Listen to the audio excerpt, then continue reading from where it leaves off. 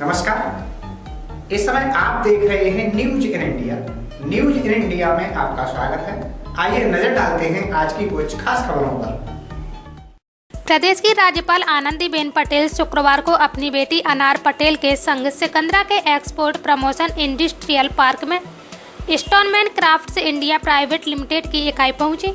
यहां ताजनगरी की शिल्पकला को देखकर बोली, वाह क्या बात है। यहाँ handicraft lamp, table top, photo frame पर कला को देख उन्होंने हस्तशिल्पियों की सराहना की। राज्यपाल आनंदीबेन पटेल ने हस्तशिल्पियों के काम, तकनीक, पैकेजिंग और उत्पादों को देखा। इकाई के मालिक रजत अस्थाना ने बताया कि राज्यपाल को हस्तशिल्पियों द्वारा बनाई गई गणेश और कृष्ण जी की मूर्ति, मार्बल लैंप, शॉल, तुलसी का पौधा और राज्य सरकार का लिफाफा भेंट किया। यहाँ राज्यपाल ने कदम्ब का पौधा लगाया। रजत अस्थाना ने राज्यपाल को जीएसटी से जुड़ी समस्याएं बताई। आगरा से जाने वाले सामान को गुजरात में अधिकारी छोटी मोटी त्रुटि निकालकर रोक लेते हैं और भारी जुर्माना लगा देते हैं। इससे काफ़ी परेशानी होती है। राज्यपाल ने समस्या को सुलझाने का आश्वासन दिया। राज्यपाल ने महिला सहायता समूहों के स्टॉलों का फीता काटकर उद्घाटन किया। उन्होंने समूहों की प्रतिनिधियों से कहा कि आप संकल्प लें और समाज में ऐसी चेतना जागृत करें जिससे अधिक से अधिक लोग अपनी बेटियों को अच्छी शिक्षा दिलाएं। मकान और कपड़े की सफाई तो साधारण बात है, मन की सफाई करके ईर्ष्या देश समाप्त करें। समाज में सकारात्मक वातावरण बनाएं जिससे लोगों में बदलाव आए। राज्यपाल ने कन्या सुमंगला योजना और आयुष्मान भारत योजना के बारे में अधिकारियों से कहा कि इन योजनाओं का लाभ पात्र लोगों को दिलाएं। स्वयं सहायता समूहों ने क्या अच्छा किया है और क्या अच्छा करना चाहते हैं, इस पर भी विश्वविद्यालय में शोध हो जिससे अन्य लोगों को भी आगे बढ़ने का अवसर मिल सके। उन्होंने अधिक से अधिक प्रसव अस्पतालों में कराए जाने पर बल दिया। राज्यपाल ने केनरा बैंक द्वारा 2,76,00,000 और बैंक ऑफ बड़ौदा द्वारा 79 लाख की धनराशि के ऋण के चेक स्वयं सहायता समूहों की महिलाओं को प्रदान किए। सर्किट हाउस में टीबी हारेगा देश जीतेगा अभियान की समीक्षा करते हुए राज्यपाल ने निर्देशित किया कि भविष्य में टीबी के साथ मधुमेह और कैंसर की जांच भी हो सके। इसके लिए स्टाफ को प्रशिक्षित भी किया जाए। जिला क्षय रोग अधिकारी डॉक्टर यूबी सिंह ने बताया कि 20 से अधिक संस्थाएं टीबी पीड़ितों को गोद ले रही हैं। बेहतरीन निगरानी और खानपान की जिम्मेदारी उठाते हुए इसमें से 1007 बच्चे इसी साल अगस्त तक ठीक हो गए। एमडीआर टीबी से पीड़ित 2 बच्चों की मौत हो गई है। गाजियाबाद में छत गिरने से हादसे के बाद 25 लोगों की मौत हो गई थी। शासन अब जर्जर भवनों को जमींदोज करने की कार्रवाई में जुट गया है। इसी क्रम में आज आजमगढ़ में सीतापुर आंख अस्पताल के परिसर में एक जर्जर भवन को आजमगढ़ विकास प्राधिकरण ने जेसीबी लगाकर गिरा दिया। एडीए के सचिव का कहना है कि ये भवन काफ़ी जर्जर हो गया था। इसमें नोटिस की कार्रवाई की गई थी। नोटिस के बाद ध्वस्तीकरण की कार्रवाई की जा रही है। वहीं भवन के नीचे दुकान करने वाले दुकानदारों ने भी नोटिस नहीं मिलने का आरोप लगाते हुए हंगामा कर दिया। इसके बाद एडीए सचिव ने पुलिस से सभी को परिसर से बाहर कर दिया। मुझे अभी पता चला है कि जो है प्रशासन इसको गिरा रहा है। इसमें अंदर जो है जैसे सन 15 में जिस प्लॉटिंग को जो है डीएम साहब सुभाष हलवाई साहब ने रोका था, अब ये डीएम साहब हमारे नए वाले और जो है विकास प्राधिकरण मिलके यहाँ पे फिर से प्लॉटिंग होगा, वही गंदा खेल चालू होगा। मेरे बाबा ने बहुत गलत काम किया था जो एक जन कल्याण के लिए 2 एकड़ ज़मीन और ये बिल्डिंग बना के दी थी। इस बिल्डिंग को इसीलिए तोड़ा जा रहा साहब कि आगे से रास्ता हो जाए तो ये लोग जो अंदर आराम से प्लॉटिंग करेंगे अपनी, जिसमें बाकी सभी लोगों को जो है क्या कर सकूँ मैं, और मेरे पास कोई शब्द नहीं है। मेरा दिल बहुत आहत है। मैं बहुत परेशान हूँ कि जो है ये गवर्नमेंट है या गुंडा राज है, मुझको कुछ समझ नहीं आ रहा। लगभग कितनी साल पुरानी बिल्डिंग होगी यार? साहब ये सन 57 में बाबा ने मेरे बनवाई थी। आज भी देखिए आप ध्वस्त नहीं हो रही है। जल्दी जो है बुलडोजर कितने बार जो है हमले कर रहा है, तब भी जो थोड़ा सा टुकड़ा टूट के गिर रहा है। प्राधिकरण द्वारा आपको नोटिस दी गई थी? नहीं साहब, मुझको कोई नोटिस नहीं दी गई है। अगर मैं केयर टेकर हूँ, मुझको कैसे नोटिस दी जा सकती है? नोटिस तो जो भी दी जाएगी इसके मालिक साहब को दी जाएगी ना। सचिव ने कहा कि नगर में जो भी पुरानी जर्जर बिल्डिंग होंगी उनकी शिकायत के बाद जांच होगी और जर्जर होने का मानक तय होगा। जो भवन जर्जर होगा उसको नोटिस देकर गिरवाया जाएगा। अभी शहर में ऐसे भवनों को चिन्हित किया जा रहा है, ये प्रक्रिया चलती रहेगी।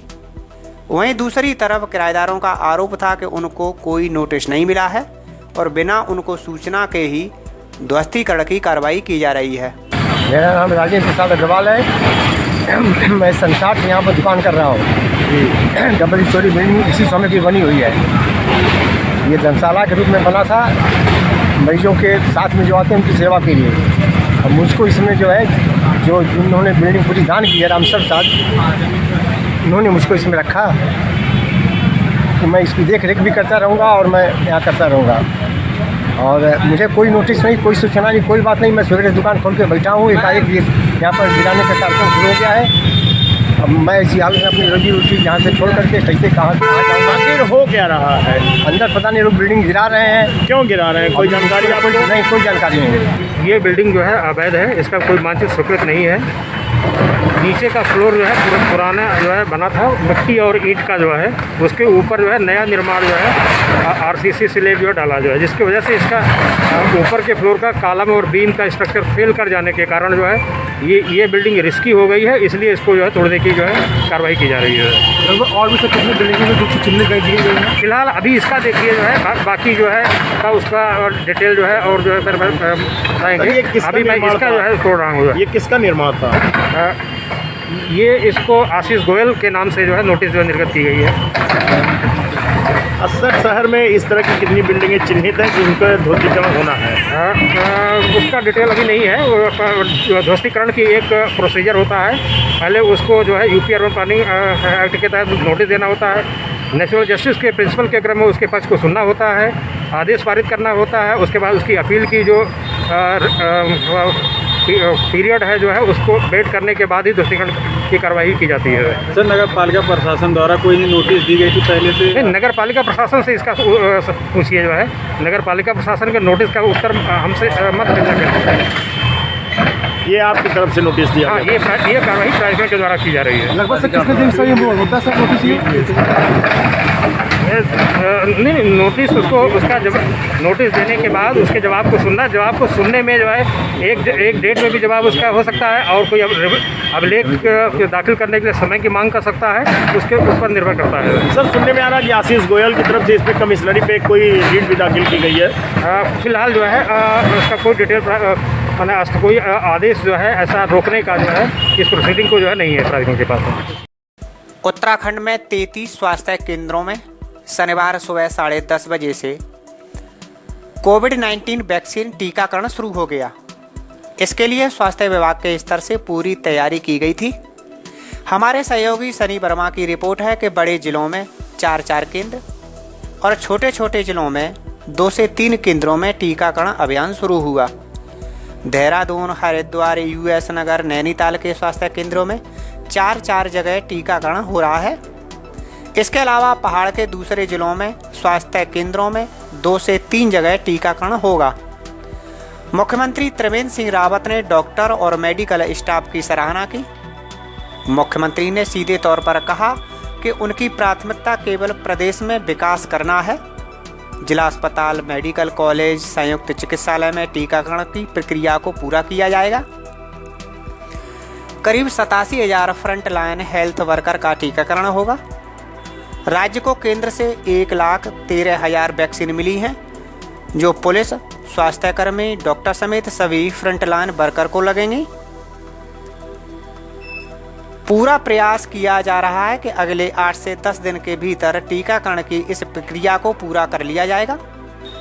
टीकाकरण का एक व्यापक अभियान है और टीके के बाद लाभार्थी को आधे घंटे तक बिठाया जाना है। ऐसे में पहले ही दिन टीकाकरण में किसी भी तरह की दिक्कत ना आए, इसलिए सेंटरों की संख्या कुछ कम कर दी गई है। उन्होंने बताया कि पहले दिन राज्य के 33 केंद्रों पर 100 प्रति सेंटर के हिसाब से कुल 3,300 के करीब स्वास्थ्य कर्मियों को टीके लगाने की उम्मीद है। उनका वैक्सीनेशन होगा और ये अल्टरनेट डे चलेगा। आज के बाद कल की छुट्टी, फिर परसों। ऐसे 4 सेंटर हैं जो लगातार ये काम करेंगे और मैं आप पूरे देशवासियों को बधाई देता हूँ और प्रदेशवासियों को कि भारत में इतनी जल्दी से वैक्सीनेशन शुरू हो चुका है। क्या आने वाले कल में कुंभ मेला लग रहा है तो उसके लिए भी कोई डिमांड? उसके लिए एक्स्ट्रा डोज के लिए राज्य सरकार ने कहा है और केंद्रीय स्वास्थ्य मंत्री जी ने आश्वासन दिया है कि कुंभ के दृष्टिगत यहाँ पे और वैक्सीनेशन के लिए और वैक्सीन भेजी जाएगी। हालांकि पहाड़ में विषम परिस्थितियों में 100 की बजाय एक बूथ पर 75 लोगों को टीकों की भी छूट दी गई है, इसलिए ये संख्या 3000 के आसपास रहने की उम्मीद है।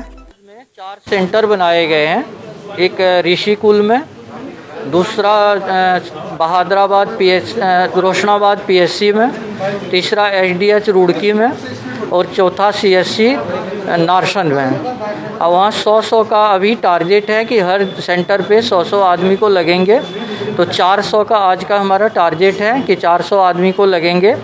लेकिन अब पोर्टल पे जितने अपलोड हुए हैं उस हिसाब से आज लगाए जाएंगे। इसके बाद फिर 14,031 हमारे जैसे फ्रंटलाइन वर्कर हैं, जिसमें कि डॉक्टर, सफाई कर्मी, स्टाफ नर्स, ANM और सभी आशाएं और बाकी आंगनवाड़ी का को रखा गया है। इसके बाद जो दूसरा फेज होगा उसमें जो बुजुर्ग होंगे उनको रखा 50 ईयर से ऊपर वाले और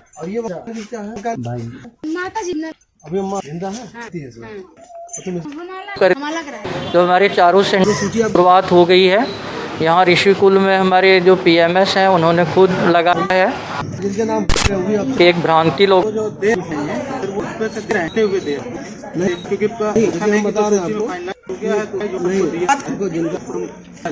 जीत चुका है, ऑब्जर्वेशन में भी पूरा हो गया, उन्होंने कुशल हैं, सब कुछ परेशानी नहीं है। दूसरा भी हरिद्वार जनपद में कुंभ भी होने वाला है, तो उसको देखते हुए भी कुंभ के जितने कर्मचारी अधिकारी सब आएंगे उनको भी टीका लगाया जाएगा और प्रायोरिटी के आधार पर लगाया जाएगा। तो ये काफ़ी सुरक्षित वैक्सीन है, कहीं कोई साइड इफ़ेक्ट ऐसे नहीं है। हल्का अगर होगा तो उसके लिए भी हमारी पूरी तैयारी है। सब जगह 2-2 एम्बुलेंस लगाई गई है। AEFI को मैनेजमेंट के लिए पूरा टीम है, यहाँ से मेडिकल कॉलेज तक पूरे हम लोग अलर्ट मोड पे हैं। अगर एनाफाइलेक्टिक कोई रिएक्शन होता है उसके लिए भी हम लोग पूरी तरह से तैयार हैं और अभी तक ऐसा कुछ भी नहीं हुआ है और ठीक से चल रहा है। सर, कितनी वैक्सीन की डोज हरिद्वार के लिए मिले हैं? अभी 18,050 डोज हमको मिले हैं, लेकिन उसमें ये भी है कि जिसको एक डोज लगा है तो 4 सप्ताह के बाद या 28 डेज में दूसरा डोज लगाना है। तो उसके लिए भी आज जिसको लगा है उसको फिक्स करके रखना है दूसरे डोज के लिए। तो अभी हमारे पास 18,050 का डोज आ चुका है, बाकी के लिए भी हम लोगों ने भेज दिया है वहाँ डिमांड, और उम्मीद है कि और भी काफ़ी डोज आ जाएंगे। नाबालिगों को यौन उत्पीड़न का शिकार बनाने वाला भाजपा नेता राम बिहारी उनकी मां बहनों पर भी बुरी नीयत रखता था। इसका खुलासा FIR दर्ज होने के बाद दोनों नाबालिगों ने किया। दोनों किशोरों ने पुलिस को बताया कि जब तक राम बिहारी उनकी अश्लील वीडियो की आड़ में उनका यौन उत्पीड़न करता रहा तब तक उसकी हरकतें बर्दाश्त की गई, लेकिन पिछले कुछ दिनों से वह घर में रहने वाली मां और छोटी बहनों को भी साथ लाने की धमकी देने लगा था। उनकी इज्जत बचाने के लिए एक बार तो नेता को जान से मारने का मंशा बन गया, फिर गुनाहों के दलदल में फंसने के बजाय उस हार्ड डिस्क को ही चोरी करने का फैसला किया जिसमें उनके अश्लील वीडियो कैद थे। पुलिस का कहना है कि राम बिहारी की ओर से दिया गया चोरी का प्रार्थना पत्र ही पूरे मामले के खुलासे का कारण बना। जिस वीडियो क्लिप को राम बिहारी धमकाने के लिए इस्तेमाल करता था उसी ने आज उसे सलाखों के पीछे पहुंचा दिया। वहीं इलाकाई लोगों ने बताया कि राम बिहारी पूर्व में लेखपाल और भाजपा नेता जरूर था, लेकिन मदद सिर्फ उन्हीं लोगों की करता था जिनके परिवार का कोई नाबालिग उसके शौक पूरे करते थे। राम बिहारी अपनी नौकरी के दौरान कुछ समय के लिए किन्हीं कारणों से कानूनगो के पद पर कार्यरत रहा था, लेकिन उसकी सेवानिवृत्ति लेखपाल पद से ही हुई थी। इसकी पुष्टि तहसीलदार राजेश विश्वकर्मा ने की। रौब गाड़ने के लिए वह स्वयं को कानूनगो भी बताता था। राम बिहारी से नाबालिग और मोहल्ले के लोग ही नहीं परेशान थे, बल्कि पुलिस भी उससे दूरी बनाकर ही रखती थी। पुलिस पर अपना दबाव बनाने के लिए वह आए दिन पुलिस अधिकारी की शिकायतें करता था। इन अधिकारियों में कोतवाली में तैनात रहे एक CO और इंस्पेक्टर का नाम भी शामिल है।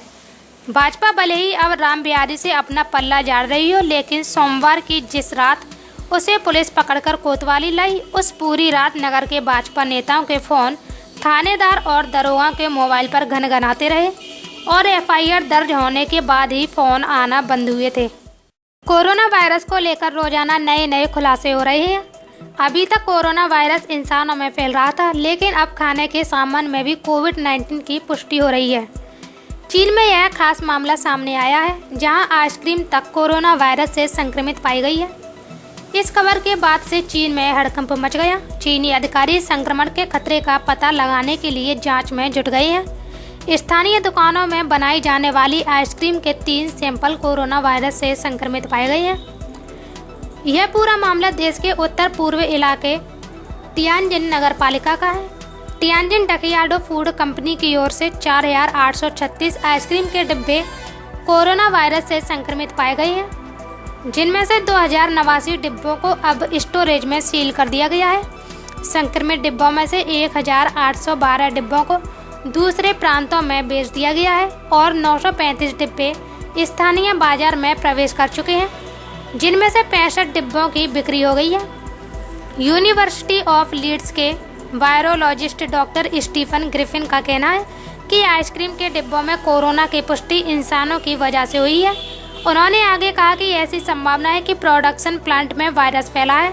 उन्होंने आगे कहा कि आइसक्रीम फैट से बनी होती है और उसे कोल्ड स्टोरेज में रखा जाता है, जिसकी वजह से वायरस को वहां पनपने में आसानी हो गई होगी। हालांकि उन्होंने आगे कहा कि हमें इस बात से ज़्यादा घबराने की ज़रूरत नहीं है कि आइसक्रीम का हर डिब्बा अचानक से कोरोना वायरस से संक्रमित हो जाएगा। फतेहपुर विकास खंड के गांव सुजानपुर में सरकारी योजना पेंशन आवास शौचालय में ग्राम सचिव द्वारा भ्रष्टाचार का आरोप लगाते हुए गुलाबी गैंग लोकतांत्रिक की अध्यक्ष हेमलता पटेल ने डीएम से शिकायत की थी, जिस पर जिला स्तरीय एक जांच टीम गांव के लिए पहुंची। हमारे सहयोगी करम मोहम्मद की रिपोर्ट है कि जांच टीम में जिला बचत अधिकारी और अन्य जिला स्तरीय उच्चाधिकारी शामिल रहे। अध्यक्ष हेमलता पटेल और संगठन की महिलाओं ने स्वयं पात्र व्यक्तियों के साथ उनके कच्चे घरों का निरीक्षण करवाया। जब अपात्र को शौचालय का लाभ देने की शिकायत पर जांच टीम समर सिंह के घर पहुंची तो मामला सही पाया गया, जबकि समर सिंह का इकलौता पुत्र सर्वेश सिंह सरकारी प्राइमरी टीचर है। जांच टीम ने जब ये प्रश्न सचिव मनमोहन से किया कि अपात्र को लाभ क्यों दिया गया, तो सचिव मनमोहन ने कहा कि समर सिंह का पुत्र परिवार से अलग रहता है, जबकि उसी स्थान पर मौजूद समर सिंह की पुत्री ने बताया कि उसका भाई सर्वेश और पिता समर सिंह साथ में ही एक ही परिवार में रहते हैं।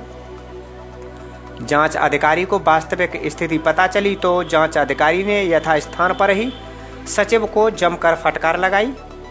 आगे की जांच में कई ऐसे गरीब अपात्र व्यक्ति मिले जिन्हें सरकारी योजनाओं का लाभ नहीं मिल रहा था। लगभग 3 घंटे तक जांच टीम ने जांच की। जांच करने के बाद अधिकारियों ने गुलाबी गैंग लोकतांत्रिक की अध्यक्ष हेमलता पटेल को पूर्ण आश्वासन दिया कि समस्याओं का जल्दी से जल्दी निस्तारण किया जाएगा।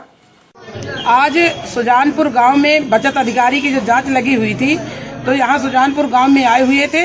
यहाँ जांच करने के बाद बहुत सी खामियां मिली हैं, गड़बड़ी बहुत मिली है, क्योंकि समर सिंह का लड़का जो अध्यापक है उसका शौचालय का पैसा निकल गया था जब, और मनमोहन सिंह ने उनको ये लगा करके जांच में दिया बाद में कि वो लड़का अलग रहता है, जबकि उसी स्वयं की उसकी बेटी ने ही बताया कि मेरा भाई मेरे पिताजी के साथ में रहती है। तो बचत अधिकारी ने उनके भी संज्ञान में आया कि यहाँ बहुत गड़बड़ी है। तो इस बात को लेकर के जब तक पात्रों को लाभ नहीं मिल जाता है, अच्छी से जांच नहीं हो जाती है, तब तक हमारा संघर्ष जारी रहेगा।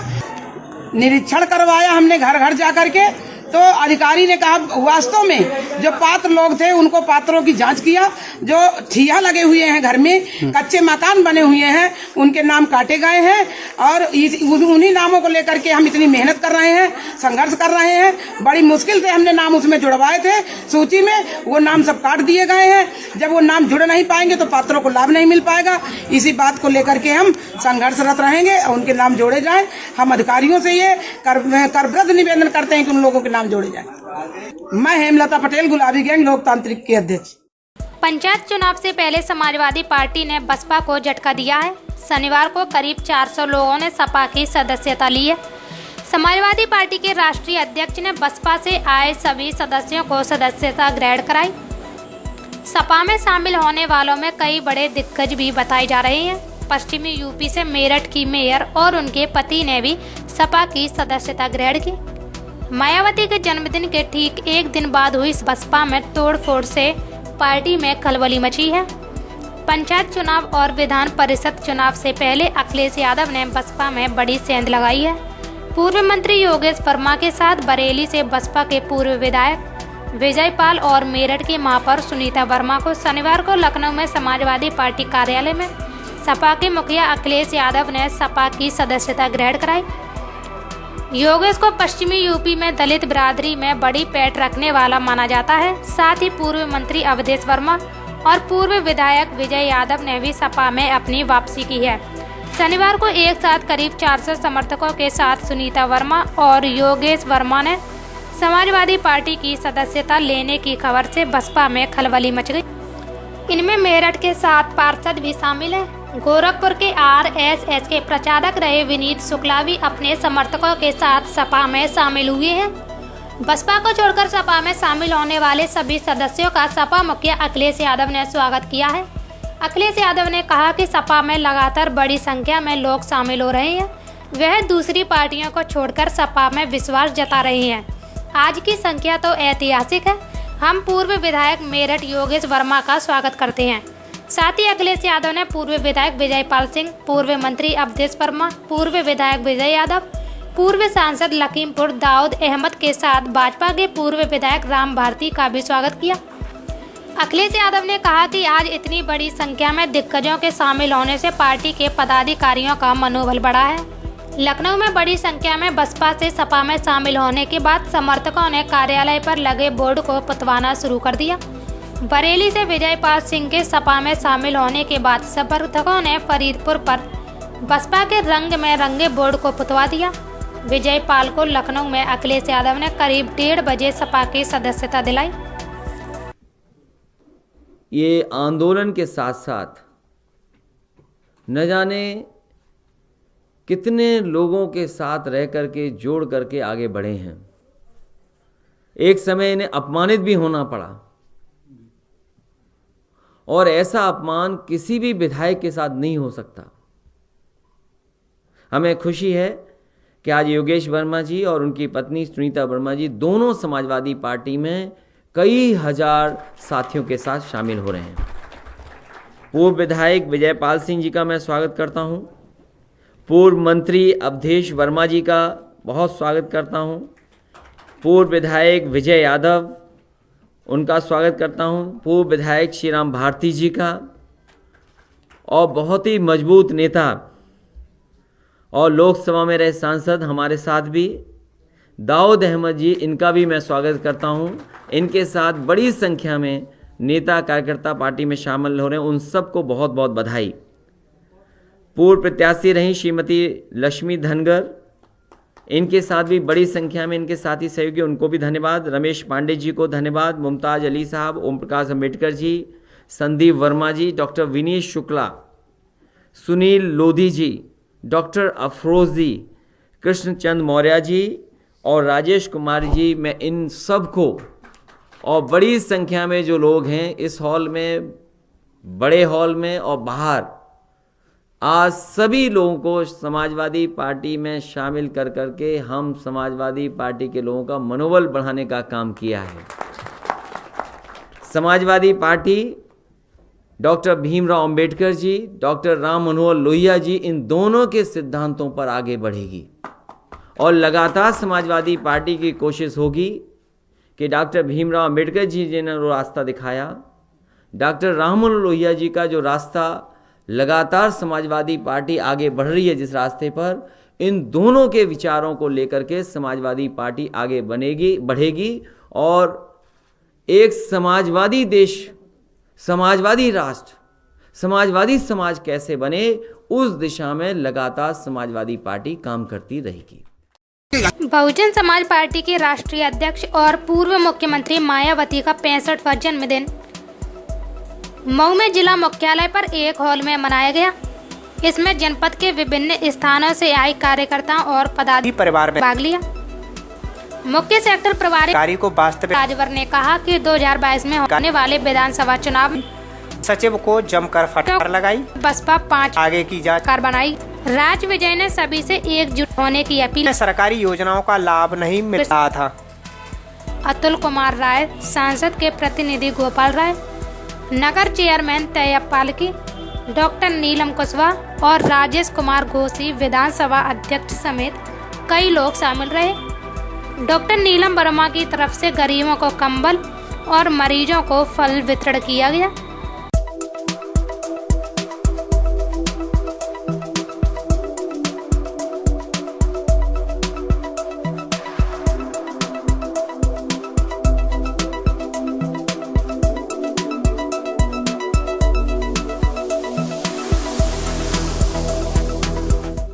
मैनपुरी के कोतवाली क्षेत्र में झोला छाप डॉक्टर के गलत इंजेक्शन लगाने पर एक युवक की मौत हो गई। परिजनों ने डॉक्टर के खिलाफ थाने में तहरीर दी है। दरअसल ये पूरा मामला कोतवाली क्षेत्र के मोहल्ला भारत वालों का है। 21 वर्षीय विशाल में अचानक दर्द होने लगा। दर्द के कारण विशाल पास के ही एक क्लिनिक डॉक्टर नीरज राठौर के पास दवा लेने पहुंच गया, जहां डॉक्टर ने युवक को 2 इंजेक्शन लगाए और कुछ दवाई दी। दवा लेकर युवक जैसे ही घर आ रहा था कि अचानक रास्ते में ही बेहोश होकर गिर गया। जैसे ही यह सूचना परिजनों को मिली तो परिजन युवक को लेकर जिला अस्पताल पहुंचे, जहां डॉक्टरों ने युवक को मृत घोषित कर दिया। परिजनों का आरोप है कि डॉक्टर द्वारा गलत उपचार करने पर युवक की मौत। परिजनों ने डॉक्टर के खिलाफ थाने में शिकायत भी दर्ज कराई है। तुम्हारा? मेरा रोहित गोस्वामी। रोहित, क्या हुआ पूरी बात बताओ। 2 बजे गए अपने भाई, मेरे भाई के दर्द हो रहा था।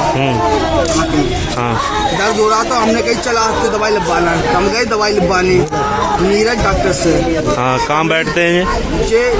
क्या पर रहते मंदिर से। अच्छा, फिर मोहल्ला बढ़ती। हाँ, हमने कहीं चला दवाई लगवानी, डॉक्टर साहब हाँ, दवाई दे दूँ भैया, वो अच्छी रह दी, दर्द ना हुई। तो डॉक्टर में ग्राम सचिव द्वारा इंजेक्शन 2 लगाई लगाते हुए कि कोई दिक्कत हो डॉक्टर साहब तो मैं बताओ, वैसे में काम करें। सही है, जहाँ पर ना आप वो हम आगरा फागरा कहूँ अच्छे डॉक्टर दिखाएं। हाँ, पर डॉक्टर ने जब बोलो हमसे मेरे तो कोई दिक्कत नहीं, सर्दी से होने लगी दर्द। अच्छा, तो भैया हम कहाँ जाने, हम लोग क्या नहीं हाँ बचत दर्द। तो डॉक्टर फिर हमने घर आई आगे औरतें इंजेक्शन लगाई तो फिर क्या हुआ? फिर घर आई मैं तो फिर बहुत दर्द हो, फिर मैं भजत भाई मोटरसाइकिल स्टार्ट करी, फिर उसके घर पे पहुंचे। तो हमने गुरुजी ऐसी बात है, हमने मेरे भैया बहुत दर्द हो रहा हो, बताओ क्या। तो मामला सही पाया गया जब समर सिंह का इकलौता पुत्र सरबीर सिंह सरकारी प्राइमरी टीचर है। जांच टीम ने जब ये प्रश्न सचिव मनमोहन से किया कि रामपुर जिला कारागार में 6 माह से बंद एक बंदी को दिल का दौरा पड़ गया। दोपहर के समय बंदी की तबीयत बिगड़ने के बाद उसे जिला अस्पताल लाया गया, जहां चिकित्सकों ने उसे मृत घोषित कर दिया। इसके बाद पुलिस ने सबको पोस्टमार्टम के लिए जिला अस्पताल में रखवा दिया। साथ ही मृतक के परिजनों को भी सूचना दे दी गई। आपको बता दें कि मिलक के ग्राम खाता नगरिया निवासी 40 वर्षीय इरफान को मिलक पुलिस ने गिरफ्तार किया था, जिसके बाद आरोपी को जेल भेज दिया गया था। 8 जुलाई 2020 को इरफान जेल आया था। दोपहर करीब 12 बजे अचानक इरफान की तबीयत बिगड़ने लगी। उसने सीने में दर्द की शिकायत जेल स्टाफ से की, जिसके बाद इरफान को जिला अस्पताल लाया गया। अस्पताल लाने पर चिकित्सकों ने परीक्षण किया।